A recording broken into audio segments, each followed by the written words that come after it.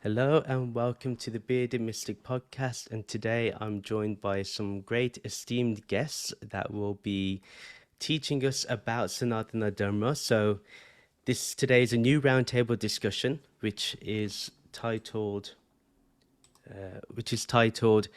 Sanatana Dharma: Learning from Different Traditions. So I have here today Shiva Ji, Premananda Ji, Nimai Ji, Lyam Ji, Edwin Ji, and obviously myself, Rahul. And I'm going to ask each of the participants to briefly, just in one or two sentences, give their tradition they follow, the lineage, and just for 1-2 minutes, then we'll get into the questions. So if Shiva, if you can please speak. Yes, hello everyone. My name is Shiva Shambho. I'm 28 years old. The tradition that I originally follow is the Theravada Buddhist tradition, the way of the elders. And currently I'm in India following Shiva's way and pursuing Hinduism and going on this pilgrimage. Thank you. Premananda Ji. Jai Shri Krishna Sharanam Mama. My name's Aaron Joy. I'm a musician and a writer, and last year I was granted the spiritual name Premananda Bhagat by the head of a temple outside of Phoenix of the Swaminarayan tradition. So I align myself with Swaminarayan and through him, through Ramanuja Acharya. So... Thank you. Nimai Ji. Hare Krishna. So I belong to the Brahma Madhva Gaudiya Sampradaya, who is one of the branch of Vaishnavism, who's been broadcasted in the West by His Divine Grace A.C. Bhaktivedanta Swami Prabhupada in the early 60s. So our branch is called the ISKM, International Shri Krishna Mandir, which is we can say a branch of ISKCON, the International Society for Krishna Consciousness. So this is where we are serving Lord Krishna in Bhakti Yoga. Thank you. Lyam Ji. Hello, I am a 22-year-old Canadian man, and after studying mathematics in university, I kind of had a spiritual awakening, which led me to various different branches of Buddhism and Hinduism and the Sanatana Dharma in general. And I have a hard time labeling myself with any tradition. I don't have a guru that I follow, but I would very much be honored to have one day. But I feel pulled between Shaktiism, Shaivism, and as well as Vaishnavism especially. And my Ishta Devata is Radha Krishna. Thank you, Lyam. Edwin Ji. Namaste. My name is Edwin Walker. My story is long, but I will shorten it. I am a Shaivite Advaita Hindu, initiated as a Shaivite Hindu into my guru's sampradaya, His Divine Holiness, Paramahamsa Nityananda. Thank you, Edwin Ji. And sorry, go on. There's much more, but that's how I'll just keep it short. Thank But you. I'm an initiated practicing Hindu. So Thank you. And I'm Rahul, and I follow Advaita Vedanta. That's the main philosophy that I enjoy studying and following. So, well, welcome to all of you. Thank you for taking out the time to be here today. And, I really appreciate, I know all of you are in different time zones, so I greatly appreciate it. And we'll start with the first question, and that is, what is the essence of bhakti or devotion in spiritual practice? And we'll start with Shiva Ji, and we'll go like we follow the same order as before. Shiva Ji. The essence of Bhakti Yoga to me is devotion, intensity of emotion, and burning yourself up through some object. It doesn't have to be a person or a deity.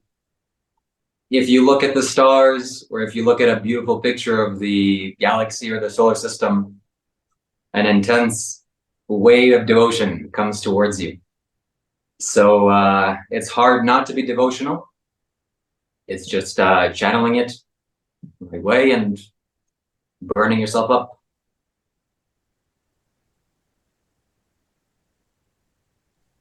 Nice, thank you. So Premananda Ji. Yeah. I'm going to tell a story.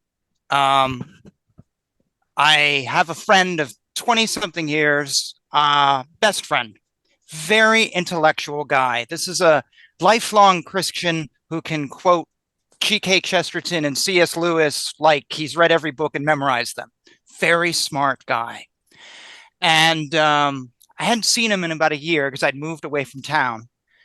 And I'd come back, and this is like pre-internet, so we'd really lost some contact.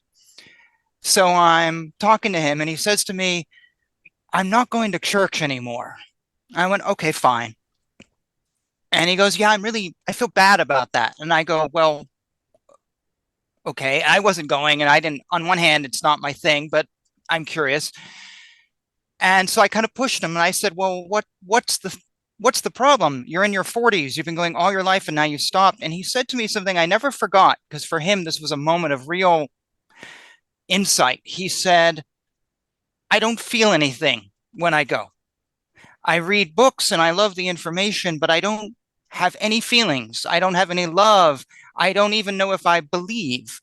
The music's good and the coffee is good, but I have no emotional connection, and I realize this, and so I don't go anymore." And I thought that was very, very profound. And actually, 20 years later, he still doesn't go. And so I've always remembered that in my own practice, because for me, that's sort of the essence of bhakti is what's inside. It's not just our heads, it's our feeling, it's our motivation. It's that indescribable thing like love or something. You can't really touch it and describe it, but it's just there. And without it, it's just a dramatic, like it's like reading a book you don't like, you know? So that's kind of how I explain it. Thank you. Thank you. Nimai Ji? Okay, so thank you for having me.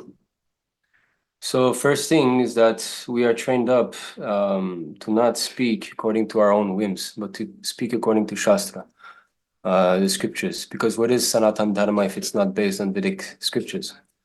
I can be speculating, I can say something, and you don't know whether what I'm saying is right or not.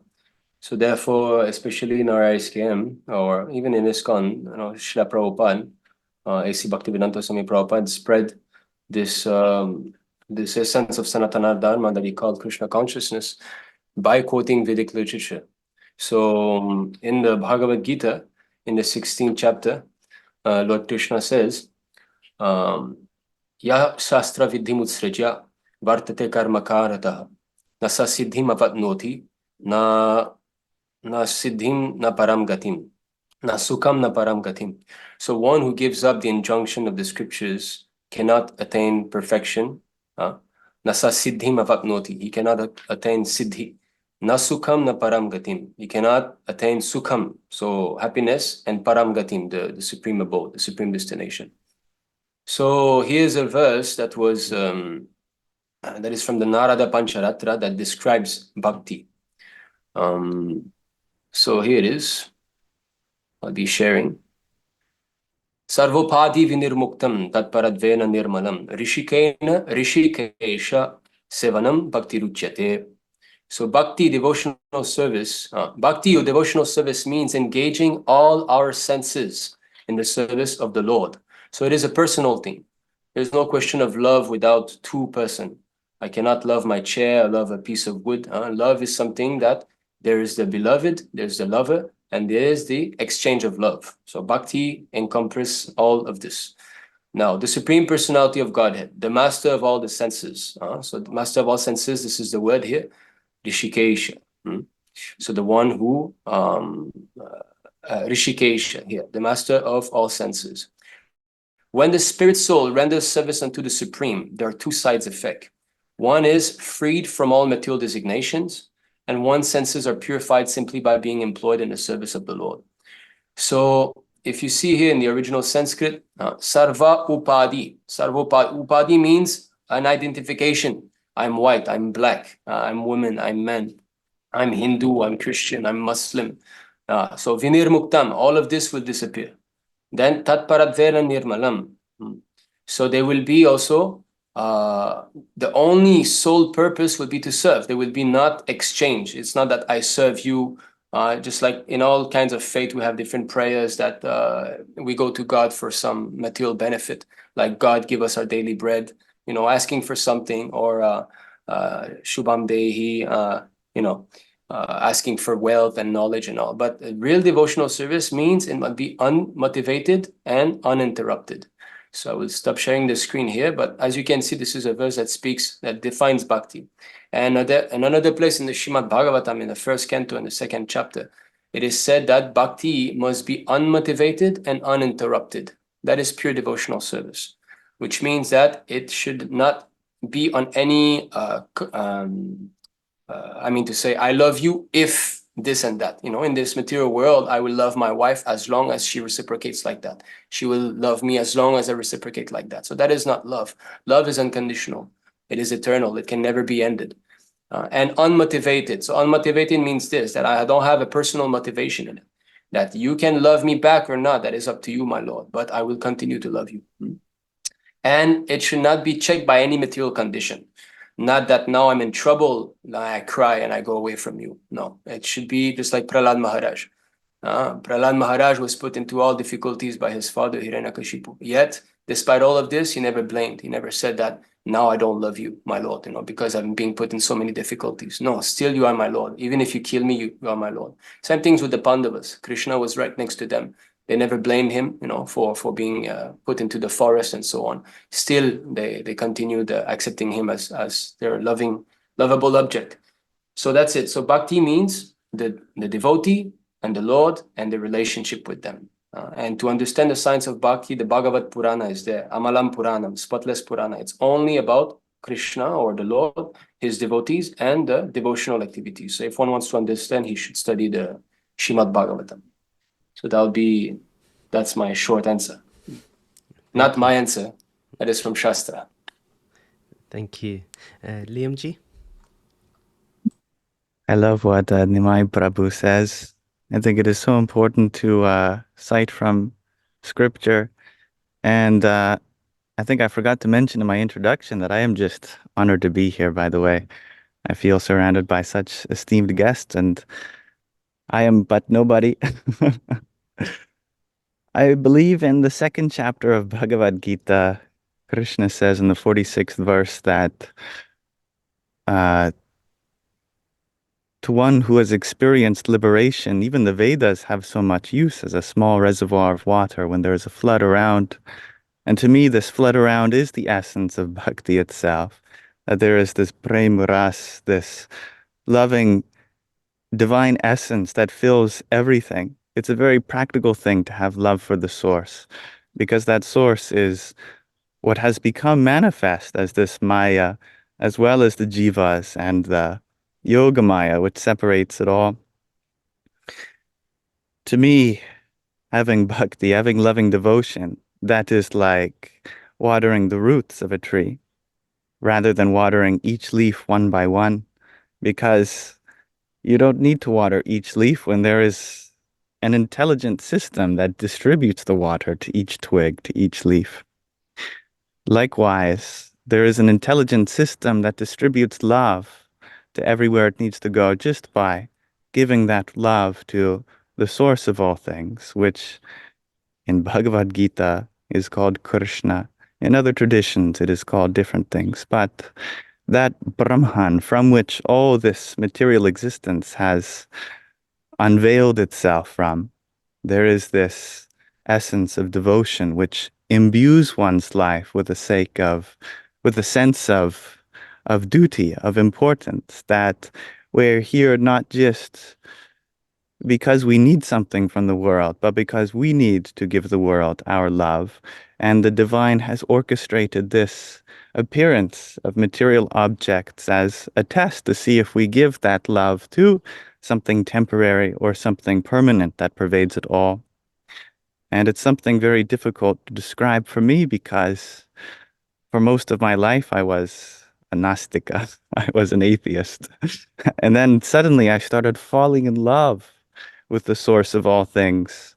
And it imbued my life with such a sense of peace because in my darkest moments, when I was experiencing such unrelenting anxiety, the only thing which brought me from that pit of despair was taking the love that's already inside me and then spreading it outward, sharing it, giving without a sense of receiving anything in return. Because if we work from this assumption that we are a source of love, then this means that we do not need anything in return from anywhere else. It very much implies that everything that we need is inside us. It just needs to become expressed in this lila, this divine play. Thank you. Edwin Ji?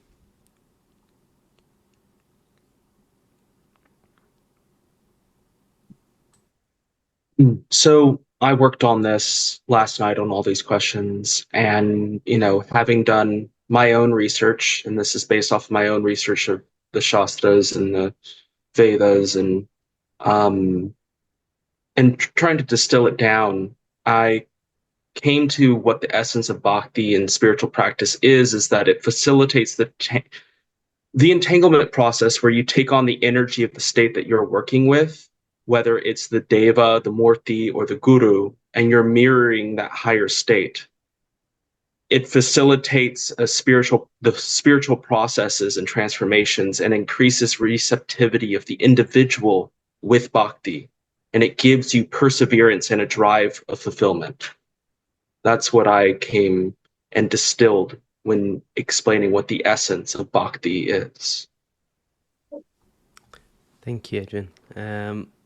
And So just to wrap that up really quickly, just saying that, like, for me, an example of this is like my Ishana Devata is Kalabhairava, and which I don't know if most of you may know, is the ferocious aspect of Lord Shiva.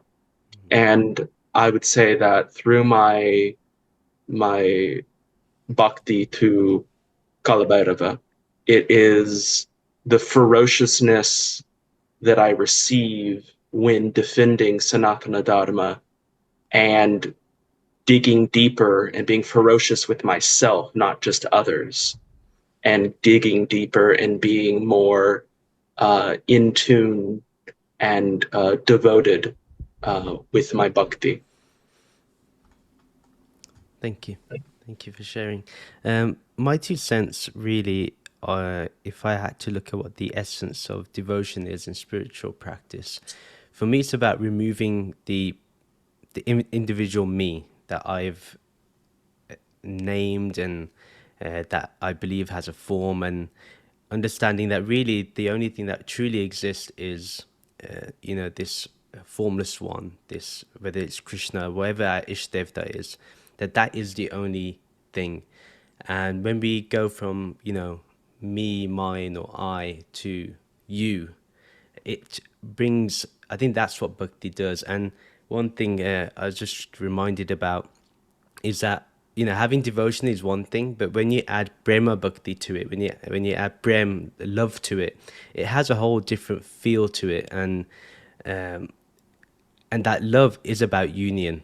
So that's how it becomes a yoga. That's how it really becomes a union. And I feel that when we can have that oneness, that's what bhakti truly brings. And I think without bhakti, spiritual practice is definitely dry. I mean, you can read the scriptures, you can do karma yoga, you can do meditation, but I feel that devotion is such an important integrating aspect where divinity can be felt, experienced, and really enjoyed. And that's why I find Satchitananda, the true meaning of that, comes in play, is that when you truly find that the Lord is in all of existence and that it is purely conscious, it's fully alive, and it gives nothing but bliss. And that's what I find is the essence of bhakti. before we go to the next question, if there's anyone that wants to add anything or to maybe just spark a discussion, I'm more than happy to have that occur. Otherwise, we can move to the next question. Okay, I think we can move to the next question. That's good. So this is a personal one to you all, but you do also have people that follow you on social media, so this is an important one in my opinion. That how can one cultivate bhakti in daily life? So we'll start again with Shiva Ji and we'll move forward likewise. How can one cultivate bhakti in daily life? You have to look forward to something and also look up to something. That's very easy to do because there are lots of wise masters living currently on the planet and also have lived. Pick up a book on the Buddha's teachings or any sage or master that has ever lived and read. And it's very easy to get this emotion cultivated because of the enormity of this life, the enormity of all of creation. It's overwhelming.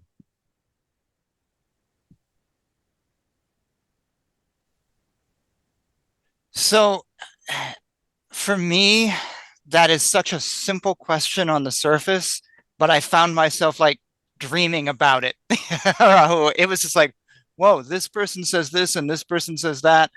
My tradition of Swaminarayan, a friend of mine actually published a book last year listing all the things you should do to do bhakti, like a ton of things. But I finally came to my personal feeling on it. And I'm actually going to reference this huge piece of furniture behind me, my bass. I'm a rockabilly bass player. And the way I've achieved that is by practicing every day a little bit and learning and reading books and studying and failing sometimes and sounding really stupid sometimes. And right now I'm like talking to a friend about doing a Johnny Cash thing. And I thought of the music and I'm like, well, that's not so different than my religious life. I read the books, I practice, I do stuff. And I think when I look at people around me, not necessarily you guys, but just people I speak to or at work, I think a lot of people are like, well, if you just think about God once in a while, that's good enough, right? Or if you just read a self-help book once a year, isn't that good enough? Well, if I only practiced my bass once a year, I wouldn't be a very good bass player. So you have to do things regularly. You have to work at it, like learning how to read when we're in school. You don't just read one book and come out the top student. So for me, bhakti and in essence and not sorry, cultivating it on a daily life it's work, but it's play and it's something you do, but it is something that you do have to do regularly to find anything.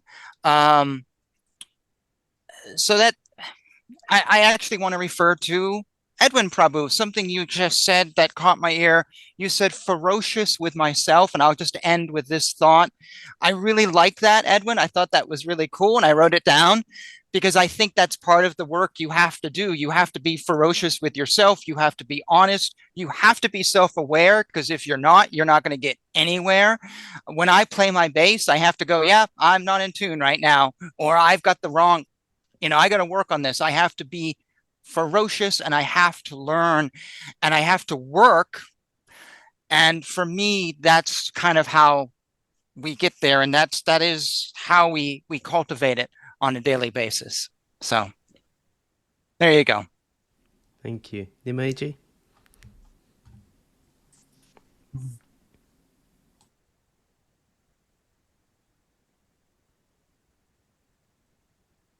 So I don't know if it's my turn, but I'd like to go last, actually. I'd like to hear what everybody's perspective is before speaking, if that's all right. Sure. Lyam Ji?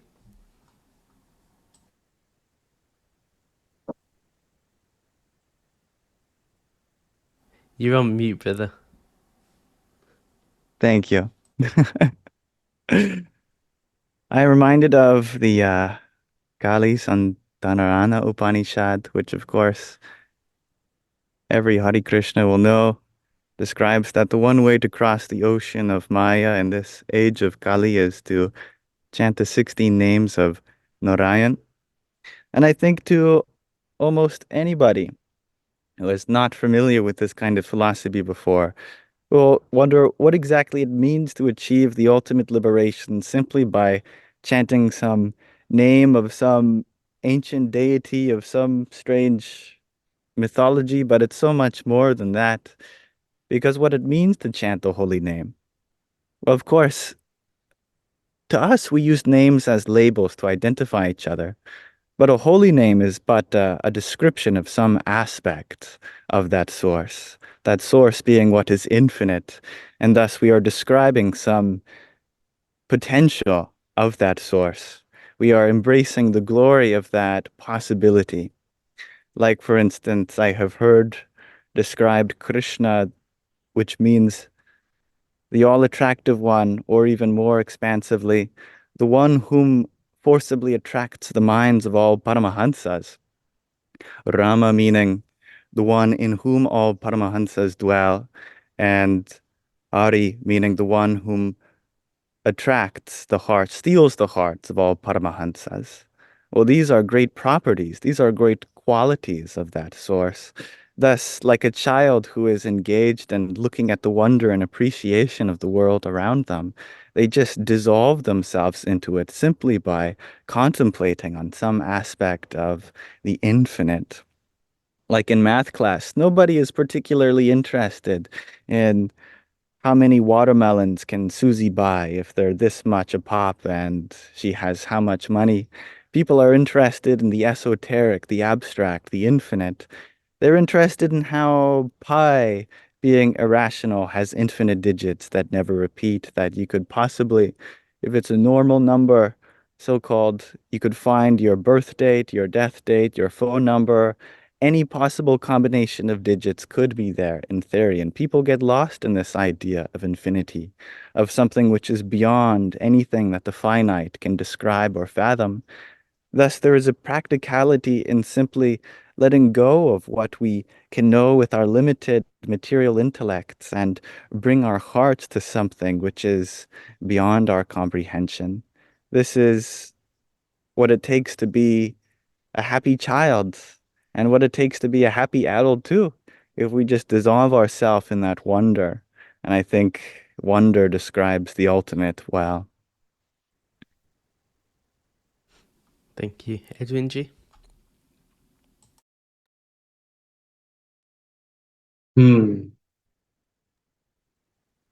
Well, I really thought about this, and I felt a more simple, direct approach really would be the one way to go. And how I explain it to myself and how I explain it to others is the more sadhana that you do in your daily life, the more you can cultivate bhakti. Doing like japa and vandanam will build bhakti. Even more than that, puja builds bhakti. But I would say it's the way that you go about doing it. So not going through the motions, and that's the real thing that people have gotten to, is where they go with the motions, but they don't know why they're doing it. Or they go with the motions and they have no feeling connection to that murti or that guru who they're doing the japas or they're doing the sadhana or they're doing the puja, and there's no understanding of the deeper meanings behind that or any of that connection that you would get with, Bhagwan. And so I'll just simplify it and say that. Thank you. Thank you, Edwin Ji. Before we go to Nimai, I'll just give my 2 cents. For me, the way I cultivate bhakti in my daily life is, one is to have satsang, so to be in the holy company of not just one's guru or the deity or the Ishtevta, but also with the scriptures. So there's a daily practice of reading, and then obviously with the formless one that I worship. So having that satsang is very important, and just meeting like-minded people. Like today, I think is a satsang. We're discussing spirituality, and we're we're learning from each other. Then the other one is obviously serving others. You see, when you can serve others without wanting anything in return, having that seva bhav, that intention just to serve selflessly, that also cultivates bhakti. And the one that's probably the most important one for me is having that remembrance of the Lord, and having that intimacy of remembrance, and constantly, as much as possible, with every breath, just remembering, what is truly here and now, what is truly accessible, and that is this formless one. So that's my answer. Nimai Ji, over to you. Yes, thank you. All right. So in the previous question, so the essence of bhakti, there's Lyam Ji who quoted the Kali Santarana actually so he quoted the Kali Santarana Upanishad now, and previously he gave the example of the root of the tree. That is very nice. This verse actually is there in the Bhagavad Purana. So it is in Srimad Bhagavatam, Canto 4, Chapter 31, Text 14. So I'd just like to share here. So as we can see, you can see the Sanskrit here. So as pouring water on the root of a tree energizes the trunk, branches, twigs, and everything else, and as supplying food to the stomach enlivens the senses and limbs of the body, simply worshipping the Supreme Personality of Godhead. Now this translation here, Supreme Personality of Godhead, this is the word Bhagavan in Sanskrit. It is translated as such. Through devotional service, automatically satisfies the demigods who are parts of that Supreme Personality. So Lyam Ji mentioned the root, but so that should be the quest, if we want to know what's going on in our life, we should know what is the root. Actually, every great man of science or philosophers is trying to find the root cause of this cosmic manifestation, whether they be atheistic or believers. They're trying to find out what is the cause. And this is how Vedanta Sutra starts. Atato Brahma Jinyasa. Now is the time to inquire about Brahman, the absolute. So what is the nature of that absolute? Is it a person? Is he impersonal? So we have got all different understanding of this. And why is this sort of confusion there, that the impersonal one or the personal one? So that is because actually the absolute truth can be understood into three features. So in the Srimad Bhagavatam 1-11, it is said, Vedanti tatvad vidas tadvam yad jnanam advayam brahmeti paramatmeti bhagavaniti shabdyate. So Brahman, Paramatma, and Bhagavan, these are the three features of the absolute truth. So as you can see here, Brahmeti, Paramatmeti, Bhagavaneti, Shabdete. So learned transcendentalists who know the absolute truth call this non-dual substance Brahman, Paramatma, or Bhagavan. So Brahman is the all-pervasive transcendence. He's the Supreme Lord who is situated everywhere. So he's not localized, he's all extensive. And Paramatma, he's localized. He's within the heart of every single living entities. Sarvascha aham hridisani vishnu matta smriti jnanam apohanam cha. 15:15 Bhagavad Gita. So the Lord says, I am situated in everyone's heart. Also 18:61 in Bhagavad Gita, he says, I am in everyone's heart, and I'm controlling the wandering of all living entities. So that is the localized aspect of the Lord. Where does knowledge come from? We're thinking about something and then we get some inspiration. So the Lord is within our heart and He's giving this knowledge. And Bhagavan is the most intimate understanding of the truth, because then we come to a person, we come to a personality who has got feelings, who has got emotions, who has got qualities. Just like Lyam Ji said, that Krishna means the all-attractive, like that. So he is known by his quality. So, of course, I'm not directly speaking about how to cultivate Bhakti. I'll get to that. Just the point here that I'm making is that there's different understanding of this absolute truth. But what is which one is the root?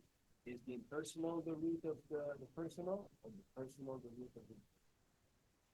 And That is actually answered in the Bhagavad Gita 7:22. The Lord says, Avyaktam Vyaktimapannam Manyate Mam Abudhayaha. So those who think that from the Avyaktam, the Vyaktim came, Manyate Mam Abudhayaha, they are less intelligent. This is not my words. So, Nimai Ji, I can hardly hear you. I don't know if the mic is switched off or Zoom's took it off by any chance. hear me now? And they're still quite low.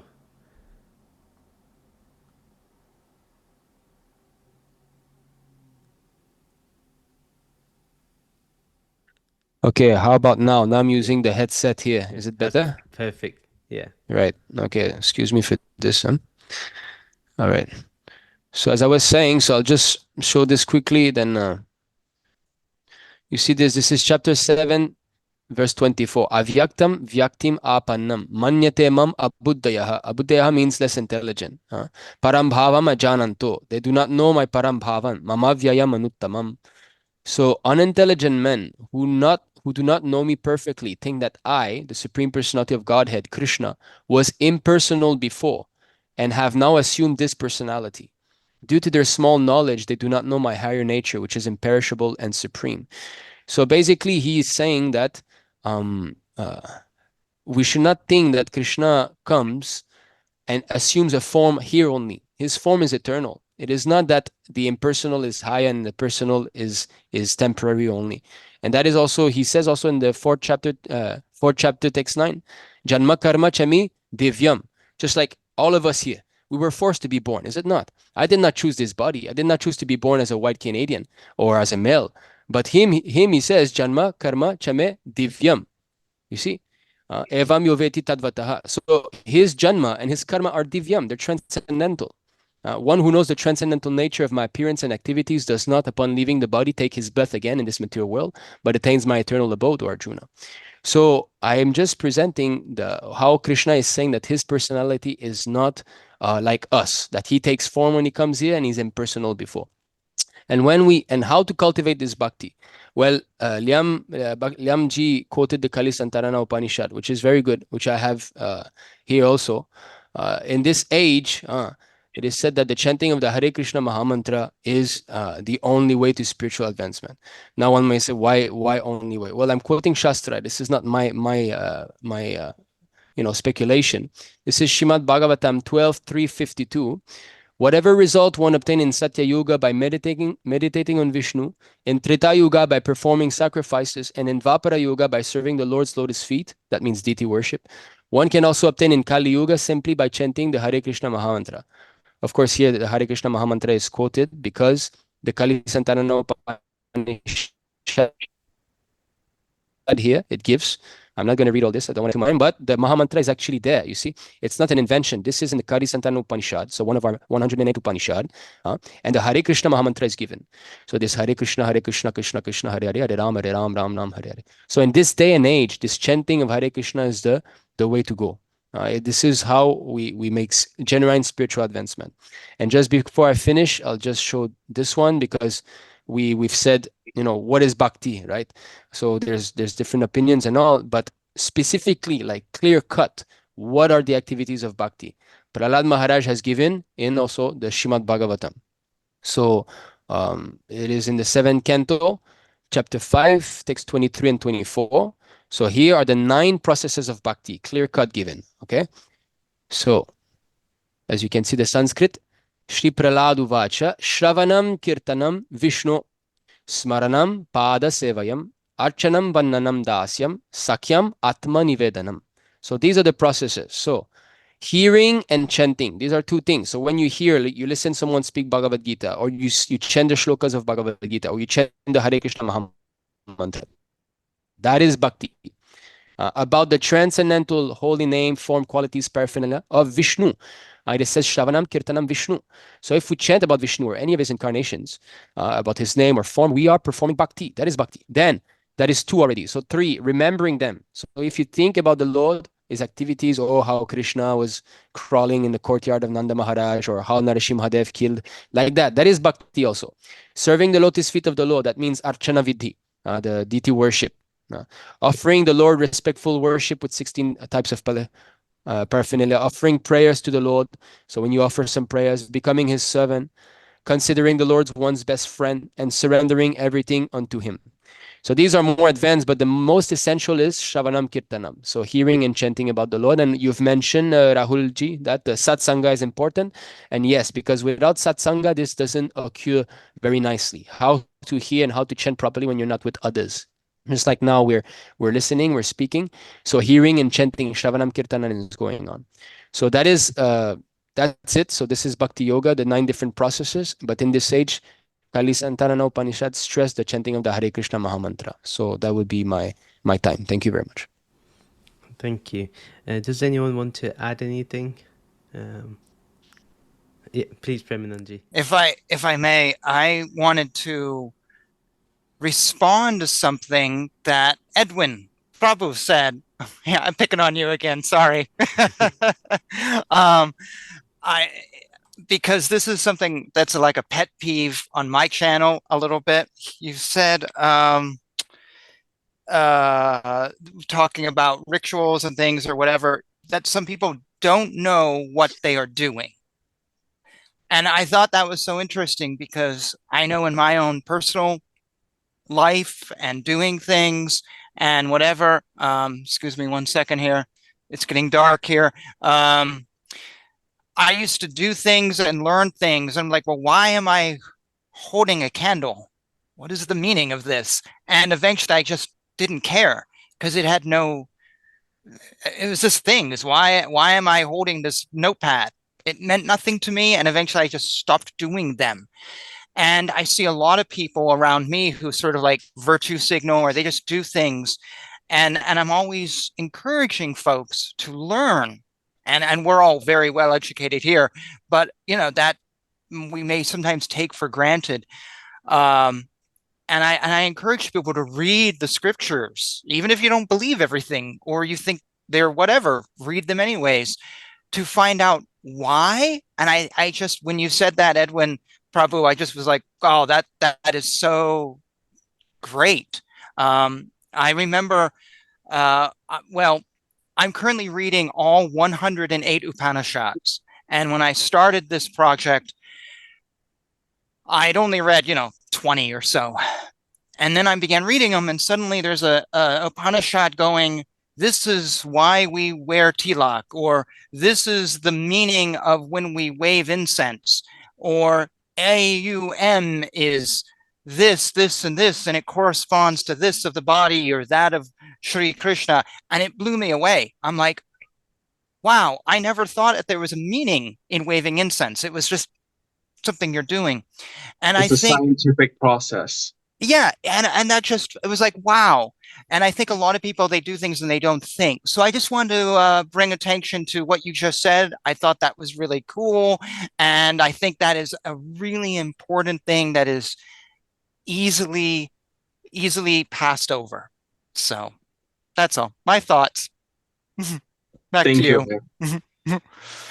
May I address that? Yeah, go ahead, sir. Go ahead. I would say that it goes much deeper than that, but very much so that this is something that I've witnessed myself, and it's something that I'll ask questions and they're like, because I was told to, and I'm like, no, you didn't read. What, you don't understand the methodology, the technique, why it's done that way. You haven't actually done the research. You're just doing it because someone told you to do it. No, please read. Like, don't just do it because you've been told to do it. Do it because you know why you're doing it. And through the knowledge, the jnana of knowing why you're doing it, that itself cultivates bhakti, and that digs even deeper into the process. Thank you. Yeah, I really like that. Gyan is necessary, I think, for bhakti to be fully utilized and understood for sure with the correct intention. Thank you. So we'll move to the next question, which is liberation or moksha possible in this day and age? It's a very interesting question, and we'll start with Shiva Ji. Yes, absolutely. I believe it is. I know it is. From my own attainment and liberation, realization. I've been watching your previous shows, the last two, and I want to make a distinction here for everyone listening and watching, that enlightenment, there's a distinction between enlightenment and realization. Realization is what we're all heading towards. It's one singular thing. Once you realize, it's fixed. Can't go back. Enlightenment is a ongoing thing. You have to build light inside of yourself, and the more brightly you shine, it's a variable thing. Just the technicalities of these spiritual things. And I'm fortunate to say this, and I'm very blessed to have met and also seen Sadhguru in person, 2019. When I say meet, I didn't meet him, I didn't say hi, but I met him very deeply.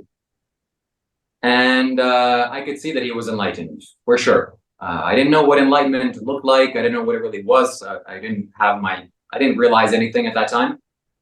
But seeing that man walk on stage, the amount of light that he carried in his body, and how purified he was, his essence was shining through. The light of God was with him.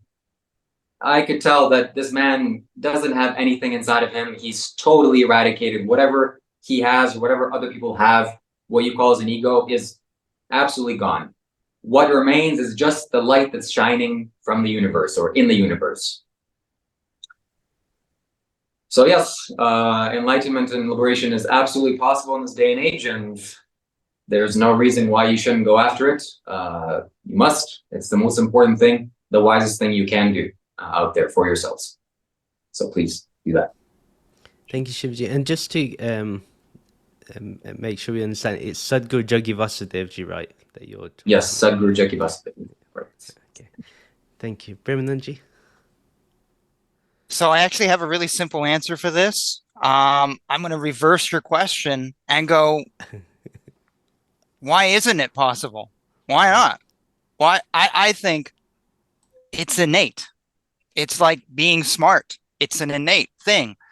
But what we tend to do is we build walls that keep us stupid or keep us unenlightened. But I think it's a very normal thing that could, if we believe in enlightenment, of course. I mean, maybe a Jewish person doesn't or whatever. So I think there's a little footnote that could be talked about here, but we'll leave that alone. But I think it's like, why not? And the only reason maybe someone might say, well, maybe one reason someone might say you can't be is because, oh, in 2024, the world is so bad and so many people are angry and there's this group and that group. I'm a historian, and I know when I look at, let's say, 1800s Gujarat, India, life was really bad there too. Or you look at France at the time, life was really bad. Or you go back 1,000 years ago, life has always been bad. There's always been good and bad forces. So anyone who uses that as an excuse, like right now it's worse than ever, is it really? Is it really worse than ever? So that's just an excuse. So if you get rid of your excuses, I then ask, well, why can't you? Why can't you be? I think you can. So that's kind of all I got to say on this one. I'm keeping it short. Thank you, Premananda Ji. Nimai Ji? Yes, so it never, as we know, we're on the Kali Yuga, but Kali Yuga simply means that the Rajaguna and Tamaguna are more prominent. That's all. In the beginning of the Bhagavatam, in the first canto, the first few verses, it is said that in this age of Kali, people are very much short-lived. We are unfortunate and we are bewildered. We're always harassed by so many difficulties. But this is all the effect of the external energy of the Lord. But the Lord says that if we surrender to Him, then He can lift up this veil. Because, we are not the one in control. I did not choose to be born. I was forced to be born. And it's the same thing with all living entities. Who would want to become like a pig who's about to be slaughtered? But within that pig, there is a soul. There's a spirit soul who experiences the body of a pig. Now, why is that? Now, who has put these laws into action? So there's Lyam Ji who had quoted that verse from the Bhagavad Gita 246. That says that as all purposes can be served by a great reservoir of water, all the purpose of a small whale can be served by one who has access to a great reservoir of water. Similarly, all the purposes of the Vedas can be served to one who knows the purpose behind them. So if I know what is the goal of the Vedas, then I do not need to go to every small individual well. You see, because Vedas is very, very broad. It is meant for the audience, those in the mode of ignorance, those in the mode of passion, those in the mode of goodness. That's why there seems to be so-called contradictions, because there's different mode of material nature. But if one understands that what is the goal of the Vedas, then he doesn't have to study independently every single aspect of it, because he will know what is the actual goal that needs to be achieved. And in the Bhagavad Gita, the Lord says, Vedasya sarvair ahameva vedyo, Vedanta krit vedavite vachaham. So he is to understand God, Krishna, is the goal of Vedic literature.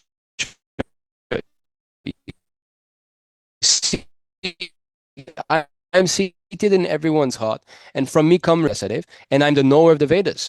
So by all the Vedas, I'm to be known. So the whole idea, Vedasya sarvai ahameva vedyo. So to understand him, that is the actual goal here. And now, can we become liberated? Yes, but not with our own whims. If I want to speculate, I'm not going to be liberated, because maya dyakshena prakritehi suyat charam hetunanena konteya jagad viparivartate. So Maya means by me. Krishna is speaking. He's saying Maya Adhyakshena. Adhyakshena means superintendence. So by my superintendent, it's not us who's doing all of this. Are we the one, calculating when the sun is going to set and when he's going to rise? This entire cosmic manifestation is moving not because of our walking or talking. So the Lord is saying this material nature, which is one of my energies, is working under my direction, O son of Kunti, producing all moving and non-moving beings. Under its rule, this manifestation is created and annihilated again and again. So the Lord is above nature, but we are under. So what do we need to do? If you know the government, if you know like the president, and you're in jail, and the president comes to jail and say, all right, you get out, then you get out. Nobody can check you. But if you don't know the president and you try to fight with the warden of jail or whatever, you're not gonna become liberated. It's not. You have to get the help of the Supreme Lord.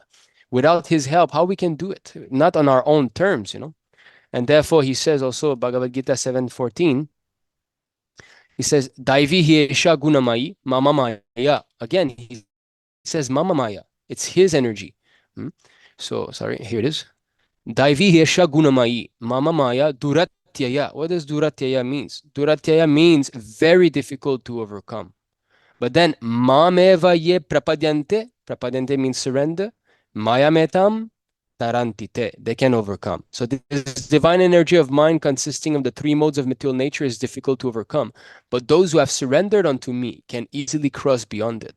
So unless we surrender, we can stay here and speculate. We can say our own I think like that, I think like this. But practically speaking, if I'm genuinely trying to make spiritual advancement, and I'm not trying just to put on a show so that my friends think I'm cool or what, if I just want to really, generally, I have to feel reliefs from these things. Rajaguna and Tamaguna have to be lifted off. That is the sign that I'm making spiritual advancement. Rajaguna means what? Lust. Tamaguna means greed. So if I'm capable of being patient, even coffee, tea, cigarettes, wasting semen without the intention of procreating and having God-given children, meat eating, intoxication, gambling, and illicit sex. These are the four pillars of sinful life, because Kali, the age of Kali, When Maharaj Parikshit saw Kali personified, he gave him this residence in these 4 places. So the age of Kali is acting through these 4 things. And you can see the whole world is in a mess because of that. Slaughterhouses. Why America is going down the drain now, and Europe and the whole world is having so many wars, because we're killing animals like anything, left, right, center. We're slaughtering them. It's very different how it was done in Vedic times and how it's done now. How before there used to be sacrifices, okay, Kshatriyas could go hunt and so on. But now we're suffering in this world because animal killing is going on full swing, especially the cow, isn't it? So this is and then intoxication. Who can argue that this is bad, right? All the drugs and all, even down to marijuana. I mean, I have grew up in Canada. I used to smoke ganja daily. I know what it is, but you don't need that. If you need that to realize God, then that is stronger than God. But no, you don't need that to make spiritual advancement. And then intoxication and illicit sex. If you can be freed from these 4 things, that means you are coming to the platform of Sattva-guna, which is the bridge where you can cross to the transcendental, Brahma-bhuta platform. So to keep it short, try to keep it short. This is it. So yes, it's possible, but not on our own strength, on the strength of the Lord, and that means following His guidance, His instructions. Thank you. Thank you. Lyam Ji? The last time we were on here, I think I made this point that don't worry so much about enlightenment. Strive for something even higher than that, and that's bhakti. Speaking from the Swaminarayan tradition, I think in the Vachanamrut, Bhagwan Swaminarayan says that we should not be asking God for anything. We should assume that He has already given it to us, His attainment. That and the mark of an ekantik bhakta, a true and absolute devotee, should be that of one who feels, I have already attained God, because God is that which exists, and nothing else exists except for that source. So what more do you have to attain when you are already present here? Of course, we can work on our own vices and ignorance, continuously refine it, but that doesn't mean that at any moment we are ever separate from the divine. That a devotee does not even desire an attainment in a divine abode like Golok, Vaikunt, Shvetdweep, or whatever.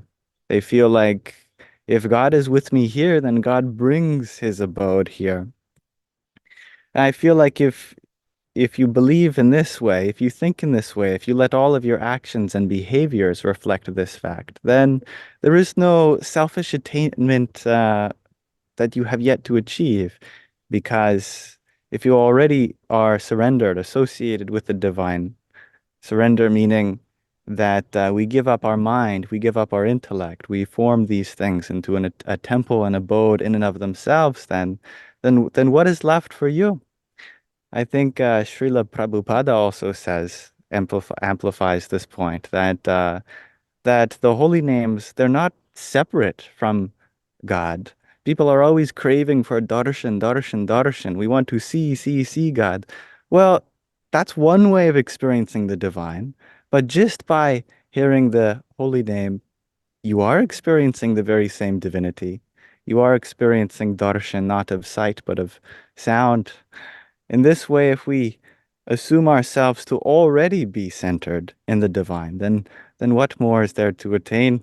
Some kind of liberation from this world, but then we'd be leaving everyone behind who is also in the midst of suffering, and well, they are also a part of the divine. Just as Nimai Prabhu mentioned the difference between, or the similarity, the unity of Brahman, Paramatma, and Bhagavan. These form a logical chain of reasoning. That if we start with Brahman, which comes from the root br, to expand, Brahman means the all-expansive one, that which is omnipresent, that which is non-dual within everything. Then that implies that anything which is already a part of that existence must have a part of that Brahman within them. And that includes you and I and all of the sentient beings, that there is a part of Brahman manifest through them. Therefore, they have something called Paramatma. They have a higher self, just as I have a limited sense of self with my limited body and mind and intellect. I am also a part of that ultimate reality, and therefore that part of me is my higher self, Paramatma. And if we can find those holy people who have through miraculous birth or through the grace of Paramatma, been able to shed the lower self and have that Paramatma shine through brightly, then you are directly experiencing that Brahman in the form of Bhagavan, in a very personal form.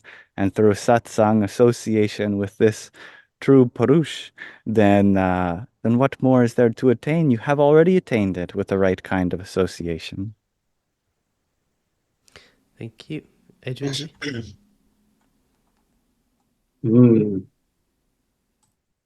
So for me, I would say yes, absolutely. There are many more obstacles than there had been 1,000 years ago, in just new ways, inventive ways that we, as a human race, have developed to distract us in our daily lives, to give us more reasons to follow the Maya, right? To be attached rather than detached. But this does catapult many people to being more devoted and intense in their practice. And when it comes to, reaching liberation and moksha, I would say that those who, in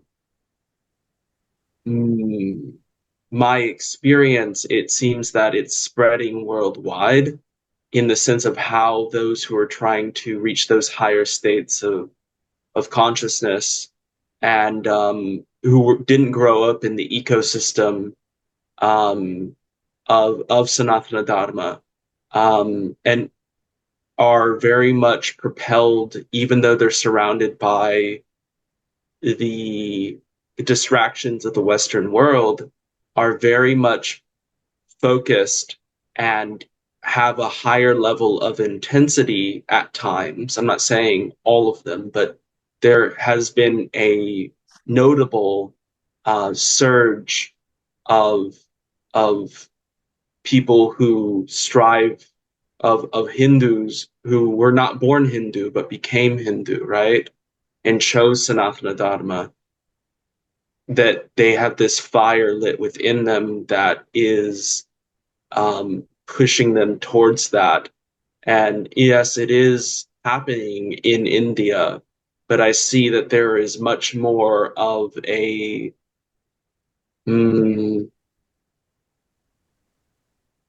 I don't know the word for it, but you may understand what I'm saying. I'll leave it at that. Thank you. Thank you, Edwin Ji. Yeah, I mean, I think definitely liberation and moksha is absolutely possible in today's day and age, without a shadow of a doubt. I know that in the Guru Granth Sahib Ji, I think Guru Nanak Dev Ji talks about how this Kalyug is the best time for liberation, for moksha, for mukti. So, and we know that the Bhagavad Gita is literally a text, the Upanishads are texts which are made for mukti, for moksha, and that's what makes them so special, because it's there to take us out of the individual and understand that there really is only the Lord, or God, or Brahman, whatever name we want to give. So yes, I think it's possible. It's certainly, like Edwin Ji was implying, there are challenges today, probably more so. Back in the day, there wasn't TikTok that would be grabbing your attention, or Facebook, or 24-hour news cycles. It was possibly nice to be just in an ashram and just and having that little hut, and it was possibly easier. But again, the accessibility to these texts are, they're more accessible today than any other age. And where before it was only with the Brahmins, today it's with everyone. And I think that's a really beautiful thing. So because of these reasons, I think liberation and moksha is possible. One thing I will say is it's definitely easier if we have a guru, if we have a teacher who can guide us. I find that, not saying it's not possible otherwise, but having a guru or a lineage is definitely makes it a bit more easier in today's day and age to navigate that. So before we move to the next question, if anyone wants to add anything or ask someone a question. So speaking about the age of Kali, being full of faults, so that is a fact. Practically Sanatana Varnashram Dharma, right? The institution of the social body of Brahmana, Kshatriya, Vaishya, Sudra, Brahmachari, Grihastha, Vanaprastha, Sannyas is practically, almost destroyed, right? Is only remnants are there in India. So, but there is one good thing, as you're saying, you were mentioning that in this age of Kali Yuga, something is good for liberation. So yes, but what is it? Here it is said, this is Srimad Bhagavatam, Canto 12, Chapter 3, Text 51. My dear king, although Kali Yuga is an ocean of faults, there is still one good quality about this age. Simply by chanting the Hare Krishna Mahamantra, one can become free from material bondage and be promoted to the transcendental kingdom. See, so in this day and age, this is really the way to go. And another verse from the Brihan Naradiya Purana, Harer Nama, Harer Nama, Harer Nama ve Kevalam, Kalau Nasti, Eva Naste, Eva Naste, Eva Gatiranyata. As you can see, this is said 3 times. Naste Eva, Naste Eva. So in this age of Kali, there's no other means for self-realization than chanting the holy name, chanting the holy name, chanting the holy name of Lord Hari. So of course the Hare Krishna mantra is given in the Kali Santarana Upanishad, but any name of Lord Hari will do. But of course, as you say, one needs a guru. That's a fact. Tadvidi pranipatena pariprashnena sevaya upadekshanti te jnanam jnanina stadvadarshinaha. So 4th chapter, 34th verse of Bhagavad Gita. We must go to guru, actually. Without guru, tasmad guru prapadyeta jignasu shreya uttamam. So the Vedas give us the impetus that Tasmad Gurum Prapadyeta. Go and surrender to Guru. Jignasu Shreya Uttamam. Shreya, the highest welfare. You must be inquisitive about that. Not that you go see Guru, give me some gold, I have a back pain, help me. No, go see the doctor for that. If you go to Guru, you should know the highest. What is my position? Why I'm suffering in this material world? And how can I get out of this? What is the ultimate? So if we have got this desire, then we will seek a genuine guru. But if I just want to make a show, then there's 10 million people out there waiting, to cheat us. So, and another little point is that, yes, as Lyam Ji mentioned, it's a fact that, okay, Brahman is all present, we are all spirit soul, okay, but where's my realization? That's important. Jnana and Vigyan. Jnana is simply theoretical knowledge. Vigyan means realization. One who has actually achieved, who is transcendental, then Brahma Bhuta Prasanatma Nasochati Nakanchati. Sama Sarveshu Bhuteshu Mad Bhaktim Labate Param. So 1854 Bhagavad Gita, Brahma Bhuta platform means Nasochati Nakanchati. Sama Sarveshu Bhuteshu. He will, first of all, he will not desire anything at all. He will never lament. And Sama Sarveshu Bhuteshu, he will see every single living entity equally. So not that he will, so you can see here the verse, Brahma Bhuta Prasanatma, Nashochati Nakanchati, Sama Sarveshu Bhuteshu, Mad Bhaktim Labate Param. So this is very important. One who is thus transcendently situated at one realizes the Supreme Brahman and becomes fully joyful. So are we fully joyful, or we're just acting as if we are? Are we still crying sometimes because of things happening to us? Are we still becoming angry and, or are we just acting like it? He never laments or desires to have anything. He is equally disposed toward every living entity. In that state, he attains pure devotional service unto me. That's very important. It shows that bhakti is actually starts after mukti, because in that state, he attains pure devotional service to me. So real bhakti, not the sadhana bhakti, the one that in practice, but real devotional service is after Brahma Bhuta, because mad bhaktim labate param. So, yes, okay, we can attain liberation, but not according to our own whims. In this stage, the most easiest process is Hare Krishna, and the Vedas say so. So why not just take it? And yes, we are Brahman, but the realization has to be there. Otherwise, we will have to continue to take a repetition of birth and death. Thank you. Anyone else want to add anything? Okay. So the next question is kind of linking with what we just discussed, which is nice. Is a guru necessary? And if so, how can we recognize who is a qualified guru? So we'll start with Shiva Ji. Is a guru necessary? Yes, absolutely. It is. And how can you recognize a guru? Well, you have to look and pay attention. I have a guru. His name is Sadguru Jaggi Vasudev. Watch him on YouTube. Watch lots of YouTube videos by him, with him. And to me, a guru isn't a teacher. You can go to a teacher and he can tell you X, Y, and Z, and it's fine and good. But a guru is a person who wields a certain energy, like fire.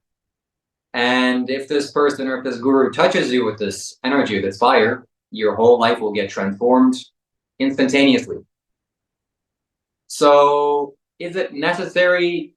You could do this on your own. It just takes a remarkably, extraordinarily long time. That's not any of us. So yes, you must find a guru. You must find this energy that can transform you instantly, very quickly. And it's not just with Sadguru, or it's not just with whoever you're paying attention to. It's,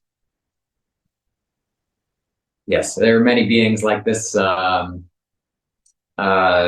Yes, so the difficulty is with reading texts, with reading books, it doesn't get you to the essence, because you're reading words. You have to really have such intense focus when you're reading the scriptures to be able to perceive something higher. That's very difficult. So might as well make it easy on yourself and go find a guru. This last thing I'll say here is that I was listening to your previous podcast, and this man, Guruji, he was saying that to find a guru is like a shortcut. And I absolutely agree.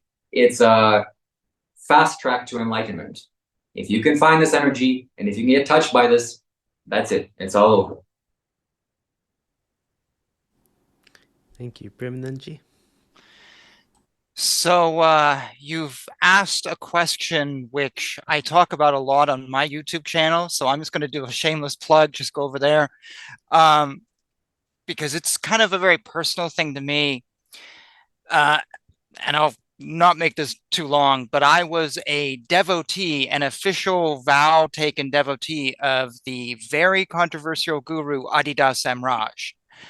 Some of you may know him, and I followed him for 3 years, and I had a ceremony and everything, and then I just was like, screw you, and I was done. I couldn't do it, and we won't discuss that. You can see my YouTube channel. But I'd never had a guru, and I was in a point in my life where I was like doing this and that, and I had been practicing Zen in San Francisco, and I'd been sitting in cathedrals in Krakow, Poland, and I was living in Japan at the time, going to temples and Shinto temples and Buddhist temples and studying stuff. And I came to this feeling as like, I'm stuck. I'm literally stuck. I know everything and nothing. I've read 100 books and I don't know anything. And I felt like I needed a guru. And then Adida appeared and just kind of was like, wow, I'd never felt anything like that in my life.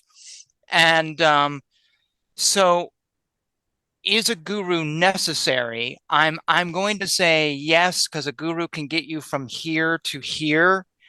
And you may not think that at the time. You may like, no, I don't need one, but trust me, it can be powerful. These days, I follow Sri Dharma Acharya of the International Sanatana Dharma Society, and he completely blew my mind apart and just was like, wow.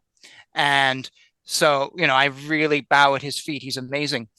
But to the second question, who is a qualified guru?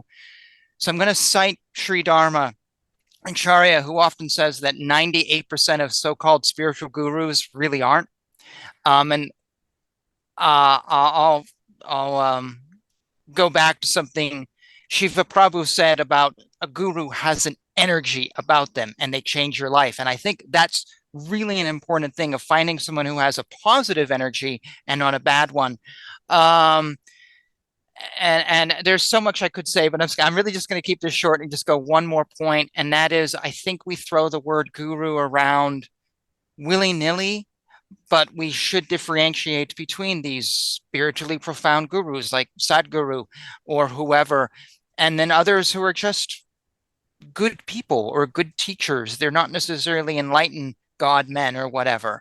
And I personally think we need to be careful of how we use the word. Like, not everyone's a guru. Some people just might be a teacher. They just might be a good person. That's just me, though. That's just from my personal experience of being burned. But yeah, I think they're important, but I think we also have to be careful. So yeah, I'm just going to end there. Otherwise, we'll be here for days on end. Just go to my YouTube channel. All right. Thank you. Nimai Ji? Okay, so yes, guru is necessary. Again, I'm not speaking on my own. I'm not giving you my own opinion. I will show you what Krishna says, because I mean, is there another authority? Bhagavad Gita is recognized as the sacred book, right? For the those who know the value of life, the Aryans, those who want to who accept Vedic culture. So I find myself speechless if I cannot speak from the Shastra. So this is Bhagavad Gita, chapter 4, text 2. The supreme science was thus received through the chain of disciplic succession. So you can see him, evam parampara praptam. Okay. And the saintly kings understood it in that way. But in due course of time, the succession was broken, and therefore the science as it is appears to be lost. So 5,000 years ago, Krishna spoke Bhagavad Gita again to revive this science, this disciplic succession. And a little later, he says, here, 434, are you seeing this verse here, 434?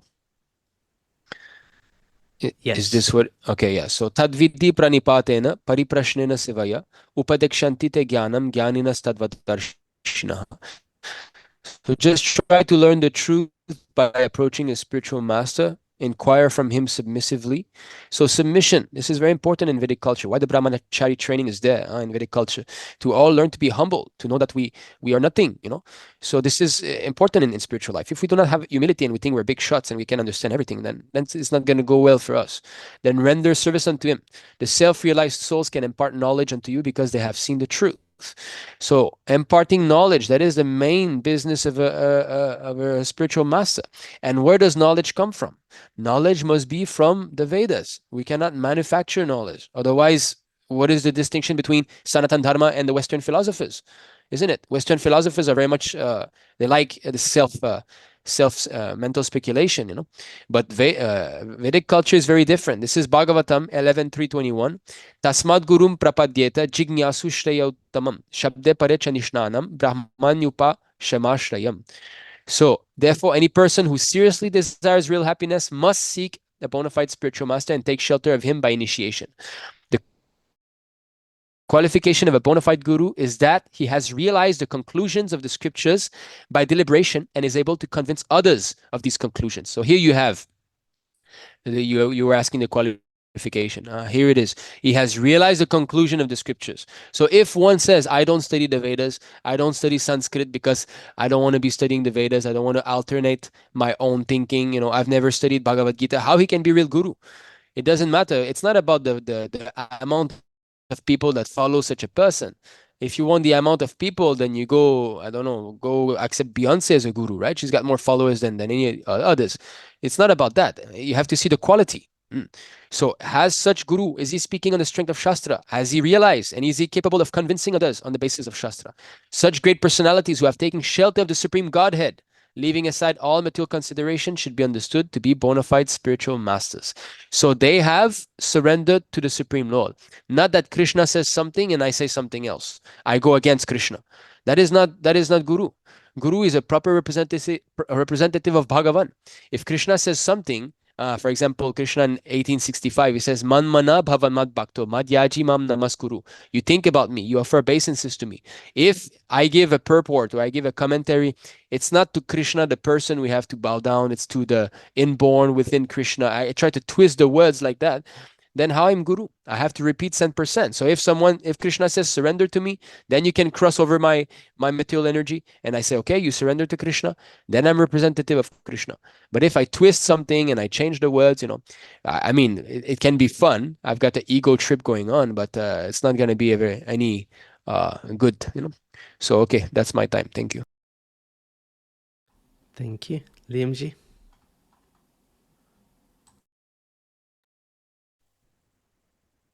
Is a guru necessary?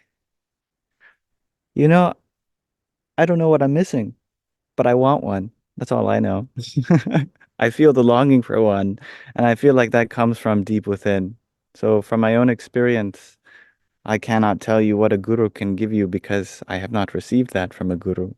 But I feel a deep longing for that experience, and I know that that's real to me. How do I know who is a qualified guru? I think I think we can use reasoning here that, well, etymologically, guru means that which is heavy, i.e., having a gravitas to it. And it's been used to describe that which has weight, but also to describe the gravitas of a person. And it has been mystically deconstructed as gu, meaning ignorance, and huru, meaning the dissolver of. So guru means the one who can dissolve your ignorance. So I think practically speaking, you can sit before someone, and do you find yourself going towards higher and higher things? And what does that mean? Well, practically, are you becoming more materially minded or spiritually minded?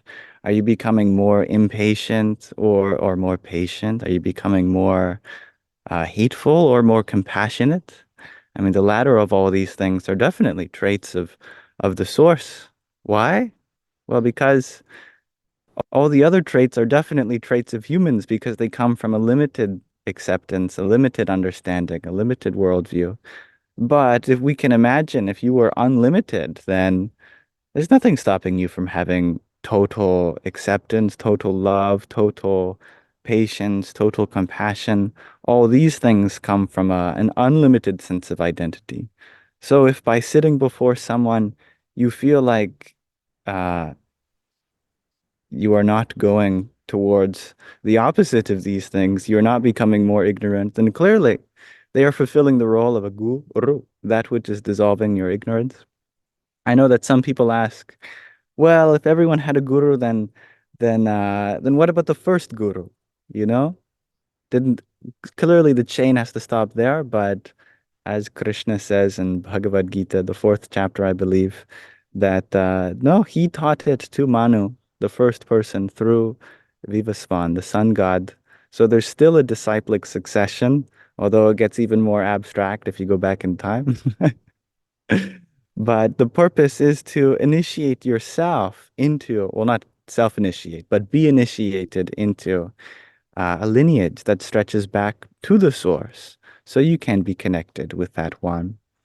But practically speaking, I'd say, look within yourself and ask, are you benefiting spiritually before the person, or do you find yourself engaging in more and more selfish behavior? I mean, that's a clear indication that whatever they're doing, it's not working for spiritual benefit.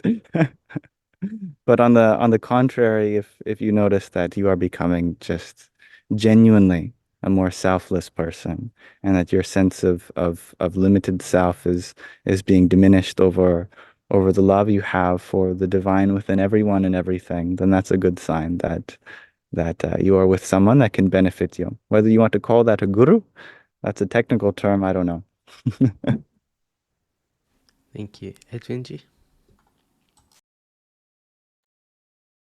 Hmm. I mean, based off of, I guess I could reflect this back and say necessary for what? Sanatana Dharma? Yes. There are definitely parts of Sanatana Dharma that require a guru explicitly, like Kundalini Yoga or Tantric practices. Some of the more advanced practices, you will always need a guru who knows how to guide you through those practices. And I find it very much, I have seen that there are many people who go, well, I don't need a guru. And I'm like, okay, but it's highly improbable you will reach your goals. It makes it that much harder without a guru. A guru, for example, if you want to go from US to India, and I just told you, walk. Well, you could get there. You'd walk, you swim, it would take forever, but you'd eventually get there. But if you had a plane, which symbolizing the guru, right? You would be there in no time with no struggle. Well, not to say no struggle, but it would be significantly easier to get to your destination with a guru because he can show you what you cannot see from a higher perspective. There are many things that a guru will tell you to do that will not make sense to you in that moment. And you may be like, no, I don't understand. Why do I need to do this? You may be totally against it. You do it, later down the road, you figure out and you understand why you needed to do that. But the guru knew that all along.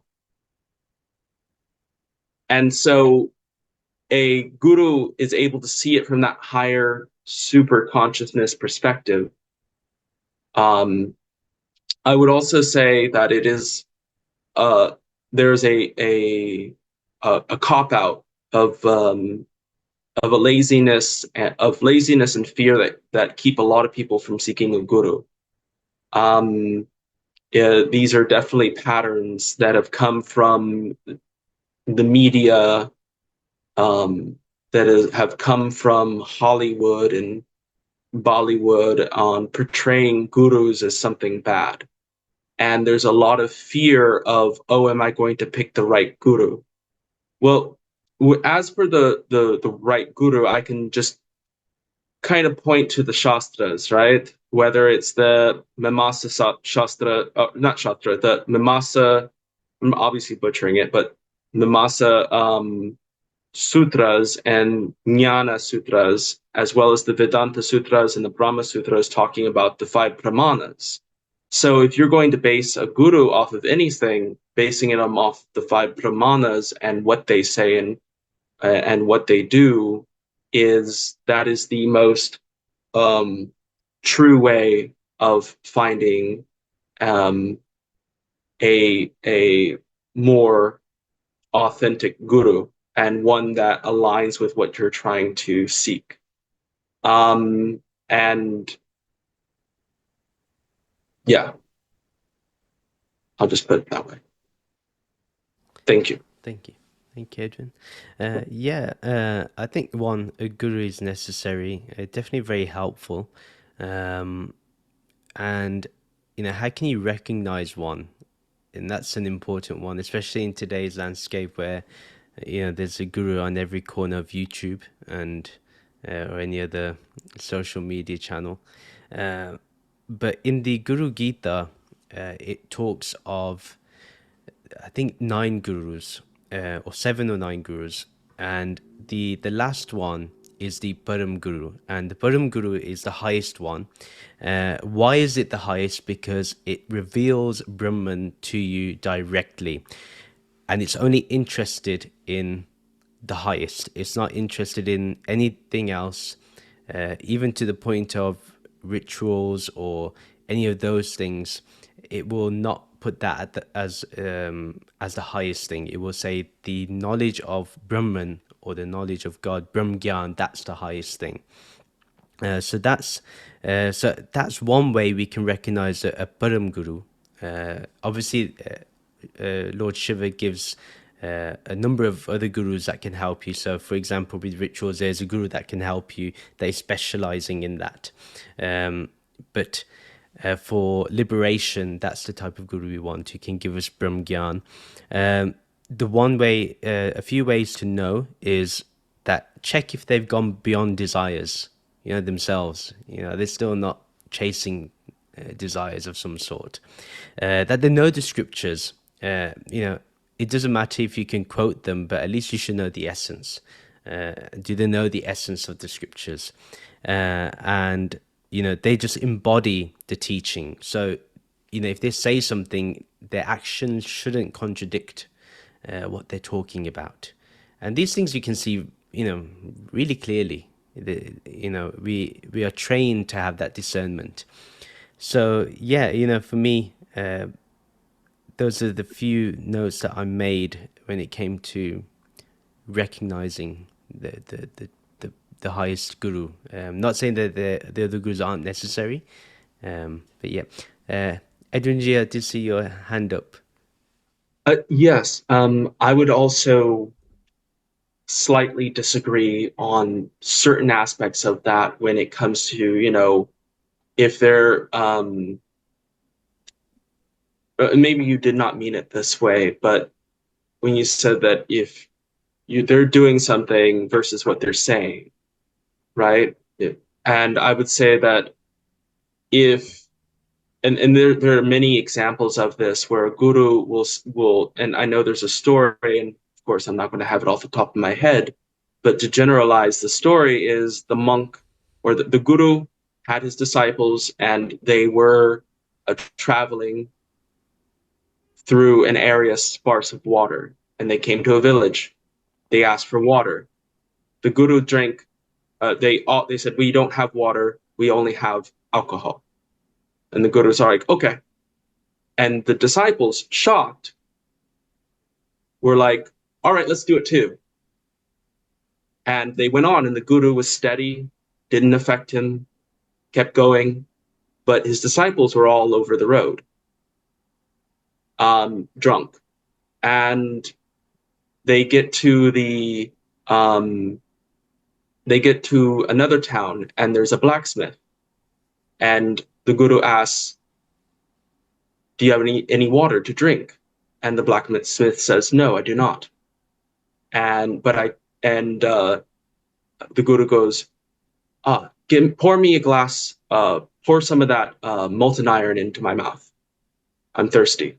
And so both the blacksmith being shocked and the disciples, he goes, drinks the molten iron, and he turns to his disciples, go, "You want some?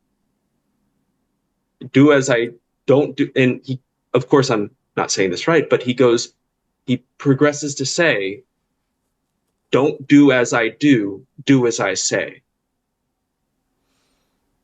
So depending on the guru, don't always do what they do what they say, right? They may do something different, but they're doing it from a higher state, right? You are not at that place yet. They are guiding you to a space where you could eventually get to that if you take, if you take kava, or you do, you go through the spiritual practices to that level of whether it's liberation or moksha, and you get to that space. But doing kind of like, for example, taking people like, well, look at the scriptures, they did this and there, or Krishna did this, or Arjuna did this, or Shiva did this, and I go, are you a deva? Are you going to swallow a thing of poison and keep it in your throat? No. Don't do as they do as they say. So there are many examples where people will want to take that and be like, well, because the guru is doing it, I can do it. But if the guru is not telling you to do it, then don't do it. There's a reason why the guru is doing it and you're not doing it.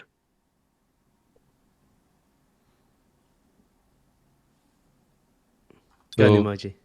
Yes, thank you very much. So yes, this story actually, if my memory is good, this is actually Adi Sankaracharya who did that. So, and that is a fact. So it's a fact that we have to do what the guru says and not try to imitate. And that is nicely spoken also in the Srimad Bhagavatam. This is Canto 10, chapter 33, verse 29 onwards. So it says, Shukadev Goswami said, the status of powerful controllers is not harmed by any apparently audacious transgression of morality we see in them. For they are just like fire, which devours everything fed into it and remains unpolluted. One who's not a great controller should never imitate the behavior of ruling personalities, even mentally. If out of foolishness an ordinary person does imitate such behavior, he will simply destroy himself, just as a person who is not Rudra would destroy himself if he tried to drink an ocean of poison. So just that's what he was speaking about, Edwin. So Edwin Ji. And these verses are quoted just before the intimate pastimes of Lord Krishna, which are very much misunderstood. A lot of people jump to that, and a lot of low-class men actually use this example to, well, have mundane sex with young girls in India, you know. So therefore, these verses are there to put a stop to that, at least those who are intelligent. So I'd like to just give a little comment about Prabhu, you were saying, Rahul Prabhu, that a guru might know scriptures but not always quote them. So I had shown that verse from the Bhagavatam 11 canto that actually he should be well versed in the scriptures. That means he should be able to quote, because if he knows, then he can speak. And the other qualification of a guru is there in the Bhagavad Gita also. It is said, because there's two energy acting. There is the divine energy or spiritual energy, and there's material energy. So just like Lyam Ji was speaking about, you have to feel that you're going towards the divine energy, not the dark. Well, we have to know what that feels like. We have to know what it is, and who are these people. And he quoted then about Guru who gave knowledge to the original Guru. Well, that was also Arjuna's doubt. He was saying, well, you spoke to the sun god Krishna, but you're born recently, at least according to my calculation. So the personality of Godhead says, I instructed this imperishable science of yoga to the sun god, Vivashvan, and Vivashvan instructed it to Manu, the father of mankind, and Manu in turn instructed it to Ikshvaku. So Krishna says he gave it, but then Arjuna's doubt is there. He's like, wait a second, you say you instructed to Vivashvan. So this is chapter 4, by the way, 4.2. So then this is the verse we've quoted. The science was received by the chain of disciplic succession. Then the Lord says, that very ancient science of the relationship with the Supreme is today told by me to you because you are my devotee as well as my friend. So this is important. In order to understand that, we have to be a devotee. We have to be a devotee of Krishna. And there's a verse in the 18th chapter. He said, those who are envious of me cannot understand that, and can therefore understand the transcendental mystery of this science. Rahasyam, the Sanskrit word. Rahasyam means it's a mystery. It's not easy to understand the goal of the Vedas. It's not for everyone. Arjuna then says, the sun god Vivashvan is senior by birth to you. How am I to understand that in the beginning you instructed the science to him? Then he says, Shri Bhagavan Uvacha. He doesn't say Shri Krishna Uvacha. When Vyasadeva writes about Arjuna, he says Arjuna Uvacha. But when Krishna speaks, he uses the word Bhagavan. Why? Because there's a distinction between Arjuna and Krishna. Bahune me vyat. I'll just read the translation. The personality of Godhead said, many, many births, both you and I have passed. I can remember all of them, but you cannot. So immediately there's a distinction between those two entities here. Are we remembering our past births? Many births? No, I'm certainly not. And I know that, people do not. So, but Krishna can remember. So there's a distinction between his and ours. Although you can say Krishna is Brahman, we're also Brahman, but immediately then there's a forgetful Brahman and there's one who can remember. So the Lord says, although I'm unborn and my transcendental body never deteriorates, and although I'm the Lord of all living entities, I still appear in every millennium in my original transcendental form, from his Atma Maya. So his appearance and disappearance is not like ours. Krishna does not come in this material world forced like we are. Then, of course, this famous verse, Yada Yada Hi Dharmasya, I come to reestablish religion. So this is why he's speaking the Bhagavad Gita. He wants to reestablish the proper. Then Paritranaya Sadhunam, and then again to 4.9 that he says, Janma Karma Chame Divyam. So it's Divyam. It's under the divine energy. So someone who represents Krishna's words, then he is a proper representative. But it's not, Tim, Tom, and Harry who know that. It's out of many thousands among men, one may endeavor for perfection, and of those who have achieved perfection, hardly one knows me in truth. This is 7.3. So Manushanam Sahasreshu, it's very rare. And then again, 7.19, he repeats the same thing almost. After many, many births and death, he who is actually knowledge surrenders unto me, knowing me to be the cause of all causes and all that is. Such a great soul. It's very rare. So we're speaking about Guru. Guru is a great soul. So what is the symptom? He has surrendered. Vasudeva Sarvamiti, Samahatma Sudullabaha. So we must search such a person who is actually, genuinely in love with the Lord and who understands what the intricacies of bhakti. And then we can also have access into this realm. Okay, thank Does anyone else want to add anything? Go on, Yeah, I Premananda. wanted to. Oh, my After you, apologies, Lyam Ji, Premananda. we'll go to Premananda Ji. Yeah. I love that story that Edwin Ji relates about Adi Shankaracharya. To me, this also points out that a guru is really beyond all the gunas. That us, as long as we are identified with the material world, then we will be controlled, moved by Rajogun, Tamogun, Sattvagun. And a guru does not necessarily have to minimize these things in their life because they are beyond the gunas. They could be surrounded by tamagun, but still be liberated from their effects.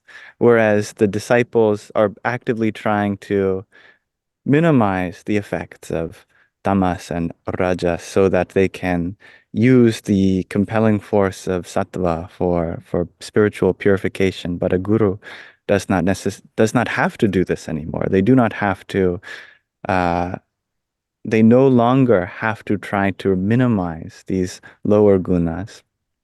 I think also Shiva Ji. I mean, he is quite literally the personification of tamas, but still he is revered as Brahman and Parabrahman within the Shaivite traditions.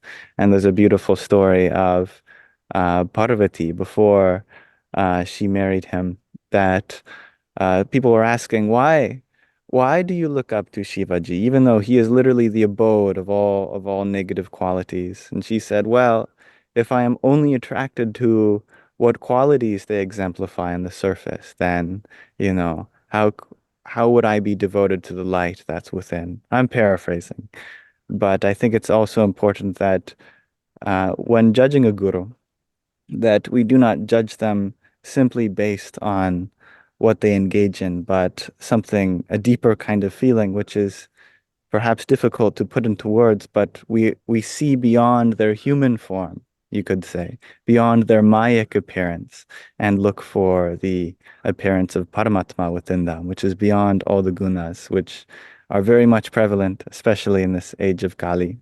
I remember also a Himalayan yogi or yogini. She said that in Maya, your guru could be an alcoholic, but you'd never know the divinity that's within them, the peace.